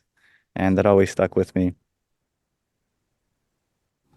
Thank you, Premananda Ji. So I have to say something here actually that I disagree with the last bit that the guru can be an alcoholic and he can be very advanced, because if I'm okay, the guru, it's a fact, a genuine guru is transcendental. Just like Lord Shiva, he is transcendental, there's no doubt. Although he is the master of Tamoguna, still he is transcendental to the three modes of material nature. And Dhira, he gives the example of who's Dhira. When Parvati once was approached by the demigods in order to beget the son to lead the demigods, so she came and she touched his genitals while he was meditating, and he was not disturbed. Now, who can do this? So that is the point. He is transcendental, but a guru will act properly in order to guide the general populace. If he's a drunkard, then he will be creating havoc because people will follow in his footsteps. You see, so therefore, when one acts as a guru and a guru has to accept disciples, he need to show by example. He cannot act like whimsically. Therefore, Krishna in Bhagavad Gita in the 3rd chapter, he says, kings such as Janaka attain perfection solely by performance of prescribed duties. Therefore, just for the sake of educating the people in general, you should perform your work. Whatever action a great man performs, common men follow. And whatever standards he sets by exemplary acts, all the world pursues. Then, O son of Prita, there's no work prescribed for me within all the 3 planetary systems, nor am I in want of anything, nor have I a need to obtain anything, and yet I'm engaged in prescribed duties. For if I fail to engage in carefully performing prescribed duties of Partha, certainly all men would follow my path. You see, and then he says that if he doesn't do that, all the worlds will be put into ruinations, because Krishna sets the primary example. When he came here, he acted as a grihasta, he had children and so on. He doesn't need to do that. but it's for the sake of teaching the people. So a guru, if he knows, not if he knows, a guru should know. He is enlightened. He knows that these four things, meat eating, intoxication, gambling, and illicit sex, they are bad for the conditioned soul. These are effects of tamoguna. And if one wants to get release, he has to be sinless. That's a fact. He has two things: take the medicine and practice avoiding sins. So the medicine is chanting Hare Krishna, and the practice, we should try to refrain from these four things. And the more we take the medicine, the more we'll be able to follow these four principles. So a guru has to follow these four principles. There's no, going around it. If he comes and he's an alcoholic, then everybody will say, well, I'm also beyond the three modes, and I'll just get drunk and all. So that's a very, very dangerous and misleading statement. Of course, Adi Sankaracharya, he showed he wanted to teach his disciples. So some little things are there, like Shiva Ji. He drank the ocean of milk, of poison. But as far as regulations is concerned, even Lord Shiva gives proper regulations to his disciples. So in this way, we have to be very careful with this point, because then it's called imitation. I'm not beyond the three mode, and I imitate someone beyond the three mode, and I will just self-destruct. Thank you very much. Premananda Ji, please. Wow, I think you got a great question here. I actually want to return to something you said, Rahul, and was hinted on by Nimai Ji. You had said that a guru should know the scriptures. They don't have to quote them, but they should be familiar with them or know them. And that's something I say all the time. And that's like a big red flag for me. And I just had two thoughts I wanted to comment in response to that. So I told you before we started this that I worked in a law firm, and I work in the estate planning department of a law firm. And I work with two lawyers, and that's all we do is estate stuff and probate stuff in my little department. Would you come to me if you got in a drunk driving accident? Absolutely not, because we're not the person who knows the drunk driving regulations. Would you come to my lawyers if you wanted to sue your employer? No, because we'd be the last people to know what to do. And that's how we approach life. If I'm sick and my arm needs something, I don't go to my eye doctor, So why do we go to a guru who, let's say they're a Sanatana Dharma guru, but yet they don't know the scriptures? To me, that doesn't necessarily make sense. Or a guru who doesn't advocate reading the scriptures or knows nothing about them or doesn't care about them even. And I have seen gurus, they don't care, or seemingly don't care, probably because if you read the scriptures, you'd realize they were questionable gurus. But I just find it very uncomfortable to see these teachers saying, well, I'm part of this tradition, but yet don't touch the books that make the tradition. And I don't know anything about the books. Well, like I said, would you go to my estate planning lawyer to get your car accident taken care of? No, you wouldn't do anything like that. But yet we do this in these religious circles. And to me, that's just like a big pet peeve. I rant against that a lot. It's sort of a pet peeve of looking out for gurus who don't know the tradition they're supposed to be a part of, But, and this is my second comment, but there's a catch-22 to this. And I think of Ramakrishna Paramahansa, Vivekananda's guru. I practiced for about a year in a temple in New York City, the first actual temple in New York City with that. And Ramakrishna was illiterate. He didn't read the scriptures. He knew of them, though. So I think it's really important that, yes, the guru knows the scriptures, as you say, but they don't have to quote them. They don't have to read every single one. They don't have to be completely 100% well-versed. I know my guru, Sri Dharmacharya, talks about how he's read everything, and he probably has, but that's a minority. But I think someone like Ramakrishna is also, he's a minority too. I think for the most part, we have to look for gurus who actually know their stuff. And along with what Nimai Prabhu just said, which is really good, they also walk their talk. So I just wanted to make note of what you said, Rahul. I think that was really good. And so that's it. Great question. Thank you. And I just wanted to add that story about Adi Shankara Ji. I think it's also only said by one person. I've read 2 or 3 biographies of Adi Shankarji, and that story is not mentioned at all. So, we always have to be very careful where we get our sources from, especially the stories of saints and their lives, because they should be, especially of that time, because history is not written in the same way as it's done in the West as it's done in the East. It's very different. So yeah, we just have to be a bit mindful of that. I've never come across that story before. I do want to kind of touch on what Liam and Premananda said about Lord Shiva. I know they're just using that as touch points to explain, as well as Nimai was also saying as well. But I would say that this is a misnomer, mainly because it is something that is used from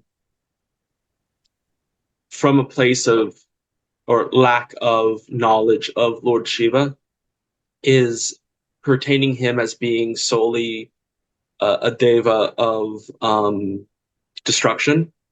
You have Sadashiva, which is the 5 faces of Sadashiva, right? And one of them is creation. Of course, one of them is, destruction, and another is maintaining, and another is like pulling out of delusion, and another one is liberation, right? But I would say that this is something that I'm well aware that a lot of people are not aware of, is that classifying him as specifically like personification of destruction and tapas, right? And there's a lot of demonization of Lord Shiva as well, where there is the aspect of like he's the deva of all evil, and in reality he's the destroyer of that, not the he is not the uh aksharas. He's not the he's not a demon lord or something, and that's where I think there's a lot of misrepresentation of Lord Shiva and the association of destruction with evil, or the association with him being just about destruction, because there is Parama Shiva, which in the Shaivite tradition, which is, being the ultimate, just like in, Vaishnavite, you'd have Vishnu being the ultimate, or etc., right? So I think this is something I just wanted to bring up because I'm not sure many people were or are aware of that aspect or those aspects of Lord Shiva. I think that's a really important point, that there's been history between the Vaishnavites and the Shaivites, and especially many Vaishnavites in history demonizing Shiva, but Shiva is certainly one with the very same source that Krishna represents, and Srila Prabhupada famously said that you could chant Om Namah Shivaya instead of the Mahamantra, but if you chant it with the same reverence and you understand that being to be the supreme being the same way that Krishna is, then your liberation is attained just the same. And as you mentioned, the 5 powers of Shiva include not just destruction, but maintenance and creation, but as well as the ability to realize oneself and hide one's true identity. But the destruction aspect is I think famously mistranslated. It's rather a dissolution, because if whatever has that place, that ability to dissolve the entire existence, well, that is the very oblivion, the lap of creation as well, that which things arise from, persist through, but in this context, return to the same process, but just done in reverse. And whatever has the capacity to do any of these 2 things also has the capacity to do the third. But Shiva just is a personification of the oblivion from which all things arise from, persist through, and return to in this aspect. Okay, in just 10 seconds, I'll just say, Rahul Prabhu, what you said about the story of Adi Sankaracharya, you're right, you're correct. I had also heard that, and I never double checked where it was found in the scripture. So it's very much probable that this was invented. So I'm just saying that you're 100% on this. And I just want to say also that actually Srila Prabhupada never mentioned that if you chant Om Namo Shivaya, you'll attain the same thing as Hare Krishna Mahamantra. He never said like that. But he did say that if you worship Lord Shiva properly, you are also advancing spiritually. Now, what this properly means, that will have to be maybe on another discussion. Thank you. Thank you. I think we are reaching the 2 hour mark, and we have 4 more questions. Maybe we'll do a part 2 to this, so we can, because it's already been 2 hours. And I think we've had a great discussion. If there's any, what we can do is, if anyone has any concluding remarks, if they can do that for a couple of minutes, just 1 or 2 minutes. And just before we do that, I want to give a huge shout out to Sky Guardian or Vinay Ji, who has arranged all this. He's really great, and he does a lot of seva in getting people together, and I think that's wonderful. So just a huge shout out and a lot of love to him. So yes, we'll start like we did before with the questions. So Shiva Ji, if you can start. Yes, thank you very much, everyone, for this lovely discussion. I enjoyed this very much, and I learned a lot. Something I want to share with from personal experience is that if you chant Om Namah Shivaya, your life is going to get destroyed. Things are going to start falling apart around you very quickly and very fast, and that's very conducive for spiritual growth. So may that happen. If you wish for that to happen, chant Om Namah Shivaya and see what happens. And yes, that's it. Thank you very much, Rahul, for inviting me to the show. I look forward to part 2. If you want to know more about me, my YouTube channel is Shiva Kailash Shambho. Find me there. Thank you. Before we go to Premananda Ji, everyone's channel will be in the video description after the when I upload this onto YouTube tomorrow. But yeah, everyone's channel will be there. Premananda Ji. YouTube and TikTok, or just YouTube?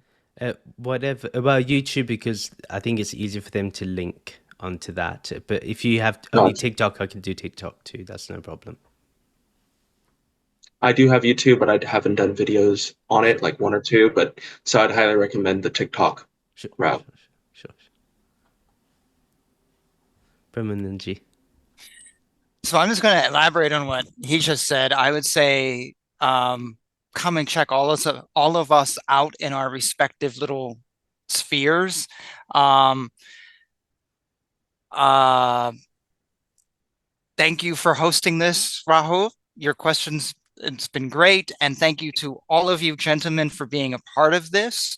And I have no words of my own. I was expecting to sit here for another few hours, but I want to quote something that was said earlier by Lyam. You said, don't worry about liberation. And I just thought that was a really great thing. So for all of those of you listening, I'm just going to say, don't worry about it. If you want something to happen, it will. All of us here in our own way are your cheerleaders for spiritual growth, and your cheerleaders and teachers, if you want to see us like that. We're all here to help you and to help each other. And so I would say, check us out and reach out. And just a huge thank you to everybody. Om Namo Narayanaya. Thank you, Premananda Ji. Nimai Ji. So thank you first of all for having us on the podcast. And just to summarize a bit the Bhagavad Gita, in the beginning, Arjuna was confused. He could understand that he was suffering. And then he surrendered to Krishna. And 2:7, he said, okay, I'm confused. I don't know what's my duty. Please instruct me. Then Krishna spoke of different path, karma yoga, jnana yoga, in this way. And he said that this material world is a place of misery. 8:16. Abrahma bhuvanal loka punaravartino juna mamu pete tu konteya punar janma navidyate. That this place, from the highest planet down to the lowest, all are places of misery. Why? Because repetition of birth and death takes place. So I think that one who's intelligent will want to get free from this cycle of birth and death, because we can see there's suffering all around us. And even if I'm not suffering that much, well, you're not going to be able to keep your position anyway. Old age is going to kick in, and then death's going to come.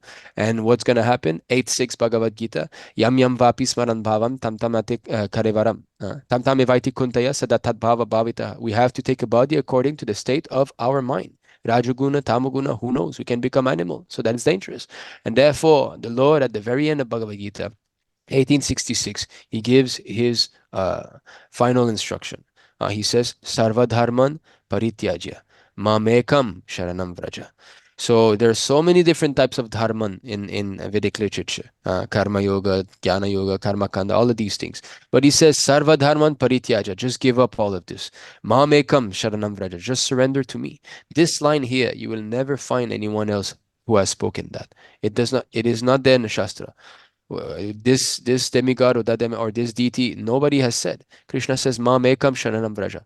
Ahan vam sarva papebhyo. I will take away all your sins. Moksha ishami ma shuchaha. Do not worry. So abandon all varieties of religion and just surrender unto me. I shall deliver you from all sinful reactions. Do not fear. So if I want to be a genuine representative of my spiritual master, His Divine Grace, Sri Bhaktivedanta Swami Prabhupada, I have to speak on the authority of what Bhagavad Gita is. So I was just a peon, I was just a messenger, and I hope that those who are intelligent will take the message. Thank you very much for having me. Hare Krishna. Thank you, Lyam Ji.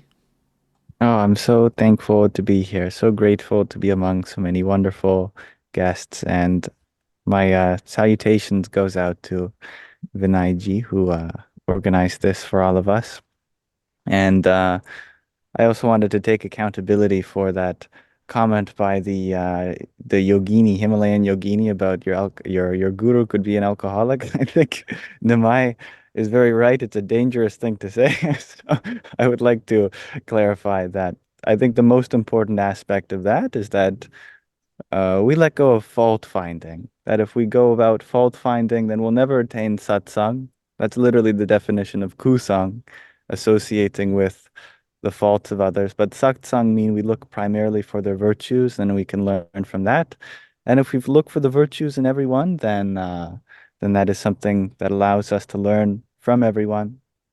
And Vinay Ji's guru, Swami Tadatmananda Ji, said that on the point of having such a qualified guru, you don't have to know the scriptures, but that only makes you a mystic. To be a guru and not just a mystic, you also have to know the scriptures. And I think that's an important point. But yes, I'm very honored to be here. Om Brahm Bhairavaya Namo Namaha. Jai Swami Narayan and Hare Krishna. Thank you, Edwin Ji. I also wanted to address Shiva Shambho. I understand where he was coming on about chanting Om Namah Shivaya. But at the same time, I also feel that itself, by saying it and labeling it as your life will fall apart, can itself be dangerous if not given proper context and explanation to those who are doing it, because it's much more than your life will fall apart, because that itself is a misconception, because what it's doing is you're actually shedding your old patterns and making way for new growth. But if you say it, your life is falling apart, that puts people into a fear pattern rather than them wanting to go deeper into understanding what it truly means. So, and of course, you've got the connection with Lord Shiva when you're chanting it, and the boons, and and that you get both physically, emotionally, and spiritually from that connection when chanting it as well. And I could go on, but I just wanted to address that really quickly. And then I'm also very honored to be here. As an initiated Shaiva, I very blessed to be able to be here with others of different sampradayas representing and honoring Sanatana Dharma, in giving, enriching, and doing seva, and providing jnana for everybody watching, everybody here and everybody watching, and allowing us having this discourse to bring a level of deepening and deeper cognitions to those who are seeking within Sanatana Dharma and outside of it. And so again, Om Namah Shivaya, Om Ham Hawam Paramashivaya Namaha. You know, Namaste, everybody. Namaste, Nityananda. Hare Krishna. Thank you, Edwin Ji. Thank you, everybody, for coming on here, sharing your words of wisdom. It was very insightful. I learned a lot, and the main thing that I gathered from here was, although we may have differing opinions somewhat, but in the end, we are all talking about achieving the same thing, which is about liberation or freedom or happiness, whatever, or peace. And what I've learned mainly here is the importance of respecting other people's lineages, especially in traditions. In today's day and age, people love to divide and be divisive and be like, my way is the better way. Although I believe, whichever talks about the truth, that path will always glorify itself. It doesn't need anyone to speak for it. It speaks for itself. And so I pray that everyone that's listened today, has gained something from each one of the guests, and do join us again. Thank you for attending. I will put everyone's YouTube channel or TikTok channel or whatever you feel on the video description, and look out for part 2. And just want to say Yes. thank you and namaste. So yes, thank you very much. Just little last point is that, of course, it's true that we have to respect other people and all. That's a fact, but discrimination has to be there. Otherwise, what is the point of the scriptures? The scriptures are there just to help us discriminate properly. So discrimination is not always bad. Lyam Ji said we should not find fault. That's true if there's no purpose, but finding fault with purpose, that is good. Just like when the COVID happened, whatever that COVID was anyway.